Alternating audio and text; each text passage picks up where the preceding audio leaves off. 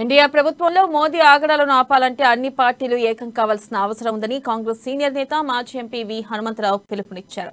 ఎన్నికల సమయంలో బీజేపీ ఇచ్చిన వాగ్దానాలను అమలు చేయలేదన్నారు. ఏడాదికి 2 లక్షల ఉద్యోగాలు, నల్లధనం వాపసు ఏమైందని ప్రశ్నించారు. భారత్ జోడో యాత్రలో భాగంగా కన్యాకుమారి నుండి కాశ్మీర్ వరకు ప్రజల బాధలను తెలుసుకున్న గొప్ప నాయకులు రాహుల్ గాంధీ అని కొనియాడారు. ఇక దేశవ్యాప్తంగా కాంగ్రెస్ అధికారంలోకి రాబోతుందని, రాహుల్ గాంధీ ప్రధాని కావడం ఖాయమని ధీమా వ్యక్తం చేశారు. వాగ్దానాలు పూర్తయిన ఎవ్వరు కూడా ఒక్క వాగ్దానం చేయలే. ప్రజలకు ఉద్యోగాలు ఇవ్వలే. డిమానిటైజేషన్ చేసి నోట్లో మట్టి కొట్టాడు. బ్లాక్ మనీ అని వాళ్ళు చెప్పడం, రాష్ట్రంలో తిరిగినప్పుడు 2 బెడ్రూమ్, అదే విధంగా 3 ఎకరాల భూమి హరిజన్ ముఖ్యమంత్రి అన్నాడు.